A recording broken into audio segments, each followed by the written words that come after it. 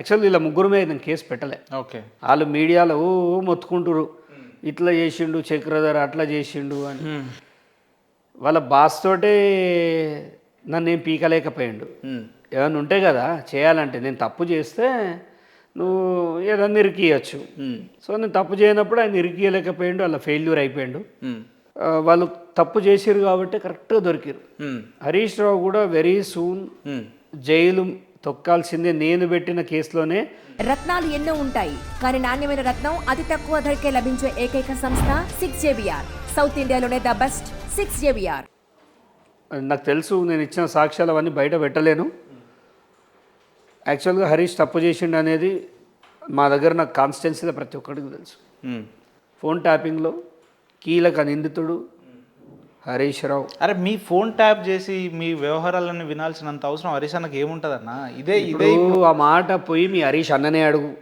అన్న చక్రధర్ అన్న ఎందుకని చక్రధర్ గౌడిది ఎందుకు ఫోన్లు విన్నవే అన్న? నువ్వు వినేది కాకుండా రాధాకిషన్కి వినిపిస్తేవి, కిందున్న వాళ్ళు అందరికి వినిపిస్తేవి. ఆ ఇన్నోళ్ళ దానిలో కూడా చక్రధర్ మంచిగా ఉండే, వాడు నువ్వు చేస్తున్నావని అన్నీ చెప్పిండే, నీ మంచిగా కూడా అమ్ముడు వేయండే, వాడు నీ గురించి మొత్తం చెప్పిండే అని చెప్పు. అంటే మీరు మధ్యవర్తులు చెప్పింది ఎట్లా నమ్ముతారు చక్రధర్? సాక్ష్యాలండి, సాక్ష్యాలు మాకుండే టెక్నాలజీ మాకు ఉంటుంది. హరీష్ చుట్టూ ఉండేవాళ్ళు మా మనుషులు ఉంటారు. ఎప్పుడు నీదే కాదు టైము, మాది కూడా వస్తుంది. ఇప్పుడు మీరు వచ్చిందంటే నువ్వు చీకట్లో వ్యాపారం చేసినావు, నేను వెలుతురులో వేస్తున్నా. సో నీ బండారం బయటకు వస్తుంది, నీ చీకటి కోణమంతా బయటకు. హరీష్ రావు ఇన్నేళ్ళ తన రాజకీయ జీవితంలో ఎక్కడ కూడా వివాదాలకు తావు ఇవ్వకుండా ఎదిగిన నేత అని చెప్తారు, లేదంటే అవినీతి చేయని నేత అని చెప్తారు, నిరంతరం ప్రజల గురించి పోరాడే నాయకుడు అని చెప్తారు. అటువంటి వ్యక్తి మీద కావాలని దుష్ప్రచారం చేయడానికి పూనుకున్నారు చక్రధర్ గౌడ్ అన్న అంటే ఏం చెప్తారు? ఇవన్నీ మీరు అన్నీ నిజమైతే బాగుండని నాకు కూడా అనిపిస్తుంది అప్పుడప్పుడు. అంటే నిజాలు కాదంట? కావు, ఏవి కావు. ఆయన భాష, ఆయన మాట్లాడే రీతి, ఆయన ఎంత చండాలమైన మాటలు మాట్లాడుతాడో వినలేదా? ఒక కానిస్టేబుల్ని, ఒక హోంగార్డ్ని పట్టుకొని అమ్మ బూతు తిట్టిండు. ఆయన గురించి, సంస్కారం గురించి మీరు మాట్లాడుతురా? ఆయన మాట్లాడే పద్ధతి ఆయన కిందున్న గన్మెన్లకు తెలుసు. గన్మెన్లను అమ్మని కాడ నుంచి లెక్క పెడతాడు. ఇవాళ సర్పంచ్లను తిడతాడు అమ్మ ఇమ్మ అని, కిందున్న వాళ్ళని తిడతాడు. వాడని తెల్ల బట్టలు వేసుకుంటూ ఓర్వలేడు. బూతులు మాట్లాడుతారా? వినలేదా ఏంది? ఒకసారి చూడండి, నా దాంట్లో 20 మిలియన్, మీరు చెప్తే వినాలని 2 మిలియన్ పోయింది. 2 మిలియన్ పోయింది. 20 లక్షల మంది, 20 లక్షల మంది చూసిర్రు జస్ట్ పోస్ట్ పెడితే హోంగార్డ్ని. అదే జాగాలో నన్ను తిట్టేది ఉండే Harish Rao. As it is answer మంచిగా ఇచ్చేటోంది. ఏం చేస్తుండే? యాజ్ ఇట్ ఈజ్ ఆయన ఇచ్చిన భాషని ఇంకా కొంచెం డెవలప్ చేసి ఇచ్చేటోంది. ఒకటే ఎగ్జాంపుల్, నా స్థానంలో ఇప్పుడు హరీష్ అన్ననే ఉన్నాడు అనుకో, హరీష్ రావు గారే ఉన్నారనుకో, ఏం చెప్పదలుచుకున్నారు మీరు వారికి? మీ ముందు హరీష్ రావు గారు ఎక్కడైనా కనబడితే నియోజకవర్గంలో కావచ్చు, నాలాంటి ప్లేస్లో కావచ్చు, ఏం చెప్తారు? సడన్గా మీకు కనిపిస్తుంది. ఫస్ట్ నేను కనిపించగానే ఆడికెళ్ళి లేచి ఉరుకుతాడు. అన్న మీరు బాగా ఫన్నీగా మాట్లాడారు. అరే ఫన్నీ ఆయన చేస్తాడండి. మిమ్మల్ని చూసి హరీష్ రావు గారు భయపడతారా? ఇంత పొడుగుండగానే అయిపోతుందా? ఓకే. దూలం కూడా రాష్ట్రంలో పెద్ద నాయకుడు అని చెప్పి, పెద్దగా అంటే ముఖ్యమంత్రి అయ్యే అవకాశాలు కూడా ఉన్నాయని చెప్తారు. మరి కేటీఆర్ గంగలవాడి చావమంటావా? కాళేశ్వరంలో దుంకుమంటావా? లేకపోతే కవితను లిక్కర్ అంతా కలిసి ఒక బాయిలో పోసుకొని దుంకి సావమంటావా? అరే ఎట్లా మాట్లాడతారండి? ఆయన ముఖ్యమంత్రి ఎట్లయితాడు? పాపం కేటీఆర్ సావాలనా? అమెరికాలో ఉద్యోగం వదిలిపెట్టి ఈడ ఇంత కష్టపడ్డాడు. కేటీఆర్ని వదిలిపెట్టి మీరు కేటీఆర్ ముఖ్యమంత్రి కావాలని ఉంది మీకు మనసులో? ఎవరికి? ఒక్కటి నాకుండు కాదు, కేటీఆర్కి ఉందని చెప్తున్నా నేను. అంటే కేటీఆర్ అయ్యే అర్హతలు ఉన్నాయని మీరు ఒప్పుకుంటారు కదా? అర్హతలు కాదు, వాళ్ళ నాయన ఒప్పుకుంటారా లేదా? నేనెందుకు ఒప్పుకుంటా అండి? రాష్ట్ర ప్రజలు ఒప్పుకోవాలి. ఓకే. వాళ్ళ తండ్రి 2వ టర్మ్ సీఎం చేయాలంటే ఎవడడుకున్నాడు? వాళ్ళ అయ్యకి అధికారదా ఆమె, కొడుక్కి అధికారదా ఆమె, అల్లునికి అధికారదా ఆమె, బిడ్డకి అధికారదా ఆమె. వీళ్ళ దాహానికి అంతు లేదండి. తెలంగాణ ఎడారైతుంది. ఈ థర్డ్ టైం వచ్చి ఉంటే వీళ్ళ దాహానికి తెలంగాణ ఎడారి అయ్యేది. ఒక దుర్మార్గమైన కుటుంబం, కల్వకుంట్ల కుటుంబం. మా ఇంట్లో పింకు వాడాం మేము. అంత కోపమా? నాకు పింకు చూస్తే నెత్తి ఖరాబ్ అవుతుంది, నెత్తురులాగా కనిపిస్తుంది. నాకు పింకు చూస్తే కోపం వస్తుందా? మీకు నెత్తురులాగా కనిపిస్తుంది. కోపం వస్తుందా? రైతుల దోపిడీ. టీఆర్ఎస్ కండువా పట్టుకురారే బాబు. అది మీరేసుకోండి, మీ మీడియా వాళ్ళు వేసుకోరు. అన్నకు చూపిద్దాం ఎంతవరకు కోపం వస్తుందో చూద్దాం. నేను అంటే మీ దగ్గర అది మెయింటైన్ చేస్తున్నారంటే ఇక మీరు చెప్పాలి. అన్ని పార్టీల కండువాలు ఉంటాయి మా దగ్గర. కానీ అది కండువ కాదు, అది ఉద్యమకారులను చంపిన రక్తం. అది మాకు నచ్చదు. అది అంత పెద్ద నాకు నచ్చదు. రాజశేఖర్ రెడ్డి గారికి ఒకప్పుడు పసుపు కలర్ అంటే నచ్చదంట. మీకు తెలుసా విషయం? ఓకే.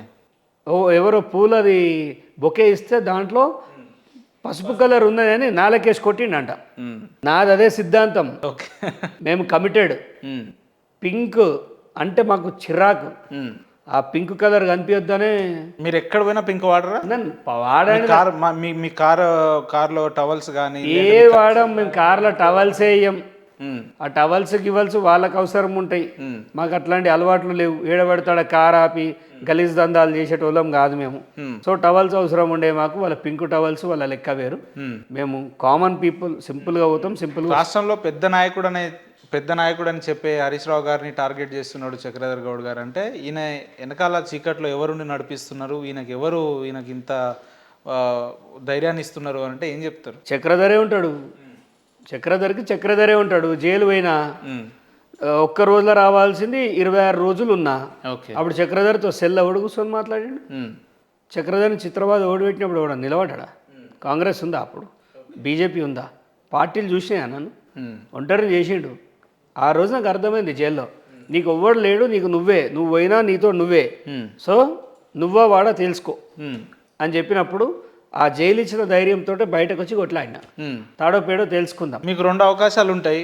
ఒక అవకాశం ఏమో నియోజకవర్గానికి కాంగ్రెస్ పార్టీ నుంచి ఎమ్మెల్యేగా నిలబడే అవకాశం వస్తుంది. ఇంకొక అవకాశం ఏమో హరీష్ రావు గారిని ఎదుర్కోవాలి, జీవితాంతం ఆయన గురించే ఫైట్ చేయాలి, ఆయన గురించే మాట్లాడాలి. ఈ రెండిట్లో ఏదన్నా ఒకటి చూస్ చేసుకోవాలంటే ఏం చెప్తారు మీరు? ఒకటి, హరీష్ రావు మీద ఊరికే మాట్లాడడానికి నాకేం టైం పాస్. నాకు పిల్లలు లేరా, నాకు కుటుంబం లేదా? తప్పు చేసినప్పుడు మాట్లాడతాం.